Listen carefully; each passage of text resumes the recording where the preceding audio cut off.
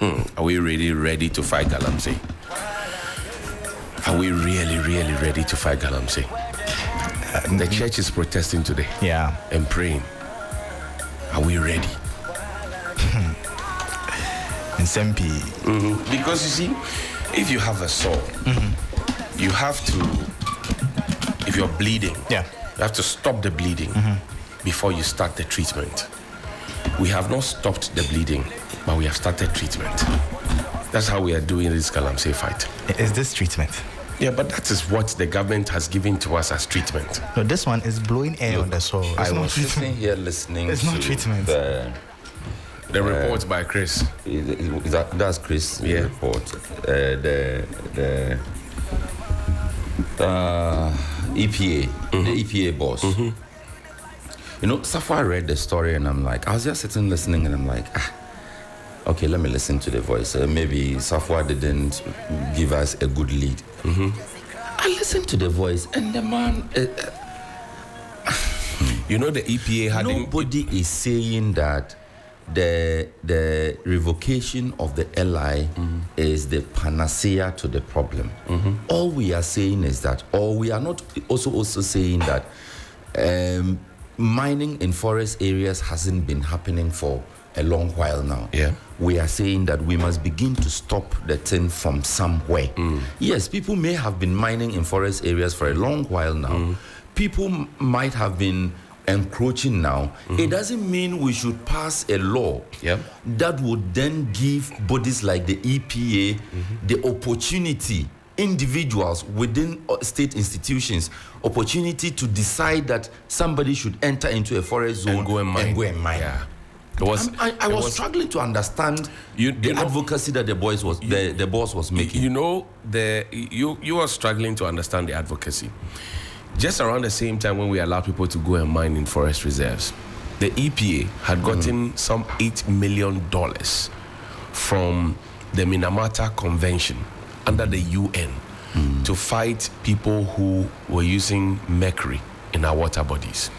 In 2020, they got $8 million. And the EPA boss wouldn't have been speaking if I hadn't shown that document on Johnny's Bite and I've asked questions. You know that until we asked that question here, the EPA had not said anything useful about this whole Galamsey fight. No, you see, so that's the other. This was before the Government Assurance Committee. Now you have been very quiet. Time, they didn't say anything. You have been very quiet in this whole discussion. And the first time that you are speaking to the issue, you come and justify a law that everybody says it is a no-no. And in fact, the part that got me was when he said that the law is actually supposed to permit bodies like the EPA to regulate mining in the forest. How can you even say that? I mean, how? It's supposed to permit you. How can you even say that? You are beginning to begin. And that's the bottom line of all of this.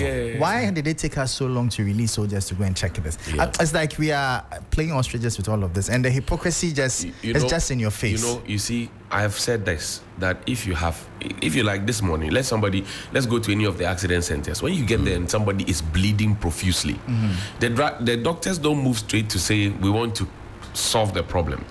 They stop the bleeding. Exactly. However they can, and they must stop the bleeding first before they start treatment. People are still mining. So let's imagine the areas that the soldiers have not gone to. People are still mining. This morning as we speak, people will still go on and mine. And you see, the other layer of the conversation is that when we had Operation Vanguard, Operation Galamstop, all those things, Halt 1 and 2, when you go to a Galamsey site, you will find these days I'm hearing generator and I'm hearing, but you find pump action guns. Okay. You find gold, which has been mined. Nobody has declared them. In the first fight, nobody declared any of those things. In the first fight, nobody told that, we went to Galamsey site, we arrested so and so number of boys, we burned the excavator, and that's it. Nobody talks about the generators. Nobody talks about the lamps. Nobody talks about the firearms or pump action guns. Nobody talks about the money, the stash of cash. And nobody talks about the gold. Because the Galamsey site is like a construction site. There's always a foreman who has money, who is waiting for you to close so they can pay you by day. Exactly. It's just like the Galamsey site. Unless it's those boys doing their boja. But if you go to a Galamsey side that has an excavator, proper, the big machinery, there's always a foreman there with cash. Do we arrest them? Do we declare the cash? That's a critical Do one. we declare the gold? Do we declare the diamond and other minerals that are mined? Have you also thought about the fact that how do they even get the fuel to power these machines? Who is supplying it? Yeah, but they buy them. From who? That's also another critical question. So it's a whole industry. But the chamfans are assembled by the roadside. What are you talking to me about? Ogbodu pa. The chamfans are manufactured by the roadside. So that's why this whole banning of it just seems like a whole charade. No, it's a charade. You ban, they'll go and buy another one. It's a charade. And are we saying that you are saying, even you, Johnny, you are not national security. Right. You know that the chamfans are built by the roadside. But they're there. We drive by and you name it. So why aren't we tackling that? It's like, no, the things that we are playing. Yesterday, Sixtus, I put out the chassis number of the vehicle, the yellow tow truck with the police emblem, allegedly carrying Galamsey equipment around the KTM place, what's it called? A dancing area. Wow. And then it ran into somebody's home. The police says we are investigating, so we are helping them with information. So we went to look for the chassis number of that vehicle. Every single excavator in this country has a chassis number. Yeah. If you trace the chassis number, you know in whose name it is registered. Sure. Why don't we go and look at the chassis number, but we bend the thing and say, oh, we have finished, we have burnt evidence. Like burnt sacrifice. The Daily Graphic this morning says centralized government system must change or change. Ghana Agro Fusion Festival opens in Koforidua today. Government moves to revoke mining in forest reserves law, and Just Bond Group helps Uganda tackle waste. On the back page, Black Stars AFCON hopes in jeopardy after stalemate with Sudan. Yesterday they embarrassed all of us who wore the jerseys. No, it's not all of us.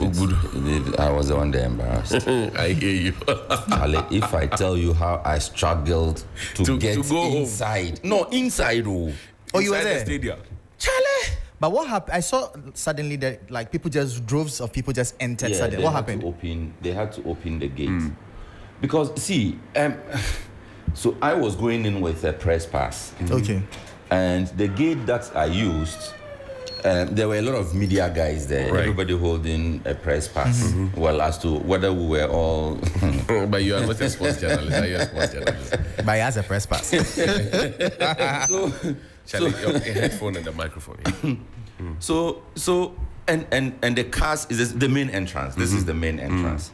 That's supposed to be the VIP entrance as well. Right. The cars are also using